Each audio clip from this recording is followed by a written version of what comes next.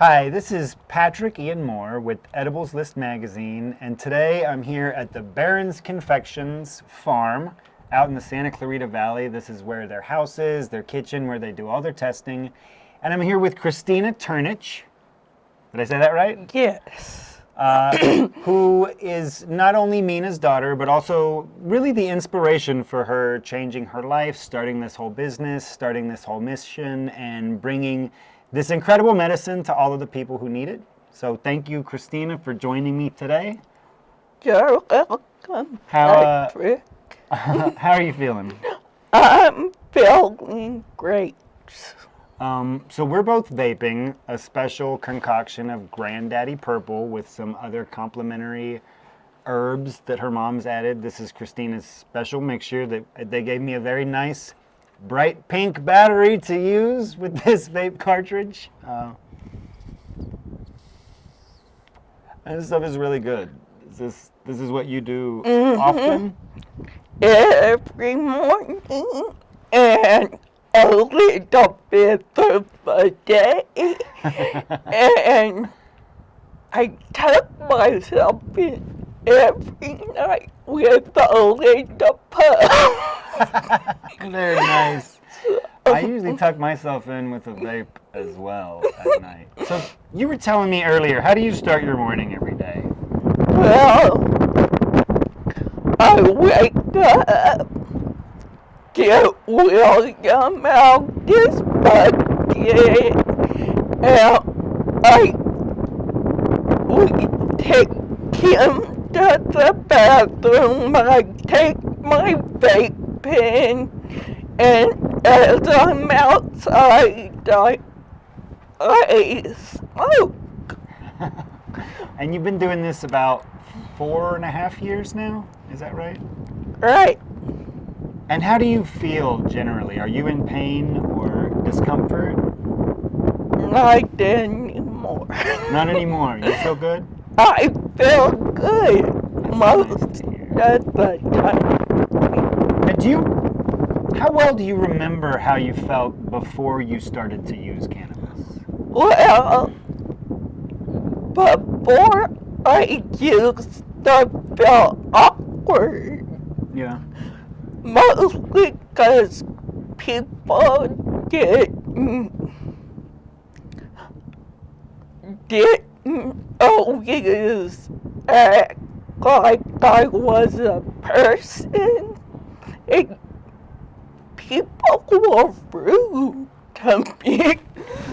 So, Sorry to hear that. yeah. Well,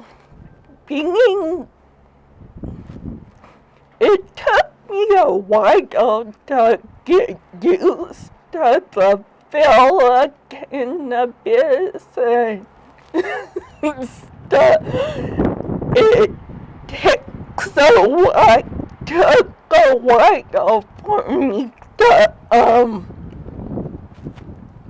get used to how to take it safely, because my mom didn't want me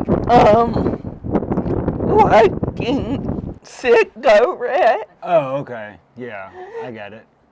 So you mostly vape and you use edibles so that it's a healthy delivery system. You're not really ever doing any damage to your lungs or your throat or anything like that. You don't right. you don't actually smoke like joints or whatever No, burning in a without super big. Right. And so physically, cannabis, it's you were saying that it helps you walk, it changed things like that for you physically, right? It calms my nerves down. So I'm not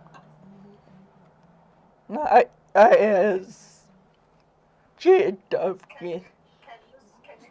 And so it calms your nerves, and then like emotionally, psychologically, you feel less awkward. You feel comfortable around people now? Yes. I feel great Oh, around people now. And what are some things that you like to do when you're not? I mean, mostly today we've been touring your farm and we've been vaping and medicating and eating. We had some amazing brisket, baked beans. Everything they do here is incredible. It had CBD infused barbecue sauce. But when it's not, let's say, like the family business that you do, what do you do around here for fun? What do you like? Movies? I write poetry. Oh, really? Uh-huh. Oh, how cool. I heard back in like the 1600s, poets used to get high. You know, I heard that too. I heard they found an old pipe in the garden that Shakespeare owned, and it had fossil residue of cannabis inside. Poets in the 60s. So you're kind of carrying on the tradition of getting high before you write your poetry? Yeah. Well, the classics are classics for a reason, we always say. This classic's gonna be revived by Barrett's. That's cannabis-inspired Barron's Confections poetry. What kind of things do you like to write poetry about? Animals. Animals? Animals. And the days, how my day is going. Did you start writing, was poetry a hobby that you took up or a passion that you took up once you started medicating and feeling better, or were you writing poetry before you had cannabis in your life? Well, I started writing poetry when I was 12. Oh, wow. So, it's like, now that I found out Shakespeare was an addict, it's like divine intervention. Divine intervention indeed. Even more reason to smoke. Are you a fan of Shakespeare? Yes, I like Shakespeare, Langston Hughes. Oh, very cool. All those old guys. Shakespeare, Langston Hughes, all those old guys. You know, the boys. Yeah. What about music? Are you? I love music. Music's like, I like rock, rap, R&B, jazz. You have a favorite rap artist? Most people say he's crazy, but I think Kanye West is kinda cool. Kanye West is kind of cool. You can be crazy and still be kind of cool. Those things aren't mutually exclusive at all. Shakespeare was probably crazy and more than kind of cool. Now, since we're at Barron's Confections, and that's what you guys do, we should talk a little bit about edibles while we're here. That would be nice. You said you love food, so you love edibles. Yep. What's your favorite edible? Do you think you prefer savory or sweet? Both? Yeah, both pretty equal. And what's your favorite sweet thing that's medicated? That you would recommend, if you had one Barron's Confection sweet edible to recommend to anyone watching this, what's your number one choice? Raspberry lemonade. Oh, yeah. That one is so good. That's the little raspberry lemon. Yeah, the little, like, chocolate square. Oh, yeah. Remember? I had the vegan ginger chocolate peanut butter cookie. I had the chocolate fudge brownie with the black pepper, and then I had the s'mores super deluxe marshmallow one. I still have to try the raspberry lemon. That's the fourth one.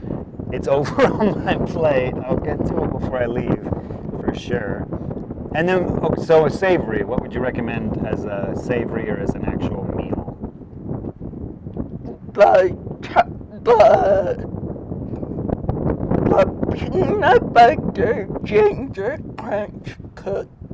Oh, nice. Yeah. I mean, that was so wonderful. It is. And I feel like people are only just now starting to pair ginger with. You're seeing ginger with chocolate. I never used to see that before, and they complement each other really well. That cookie was, I mean, it was 100% vegan. You could add butter, eggs, anything you wanted to that. There's no way to make it taste better. I mean, that's really as good as it's gonna be. Now, what is it that I have a hard time pronouncing your actual disorder? Can you tell us what it's called? I can, but you would not believe me.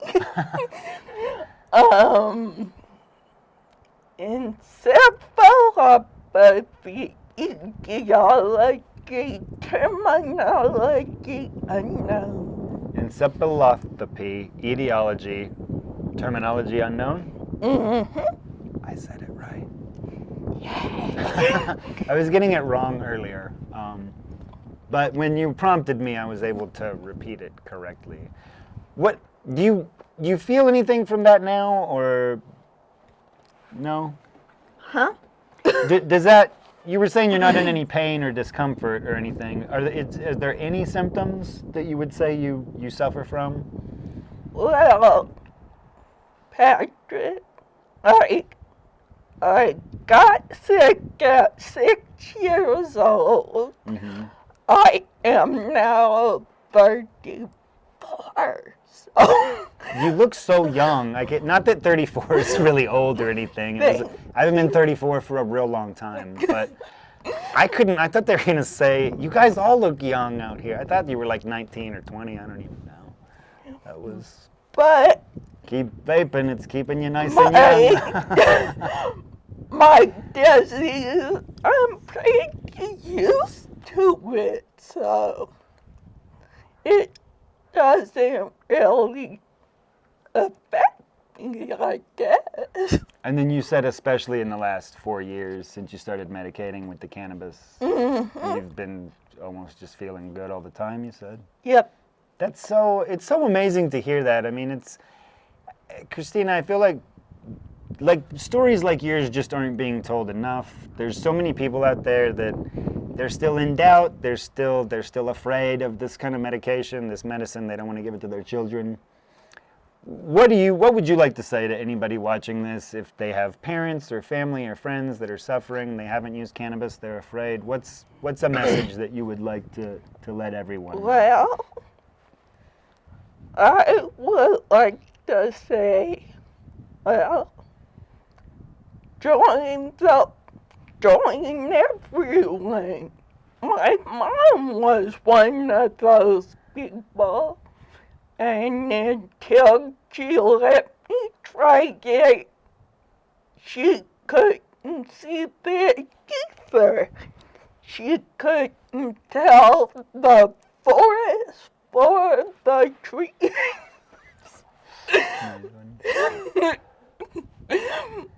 Well, thank you so much for talking to me today. This is probably my favorite interview I've done so far. I'm sure once we turn off the cameras, Kristina and I are going to continue enjoying this medicine and probably eat some too. There's so much around here, and we're going to take another tour of this farm. To learn more about Kristina and her family and her mom, their whole story, you can go to baronsconfections.com, their new website. Look for all their products that are coming up in dispensaries. Follow them on ediblesList.com and ediblesmagazine.com. These interviews, the story, everything else is coming to you real soon. So again, thank you, Kristina. And hey, everybody, tip your delivery driver, smile at your bud tender, and know your dose. This is Patrick, and this is Edibles List. Bye.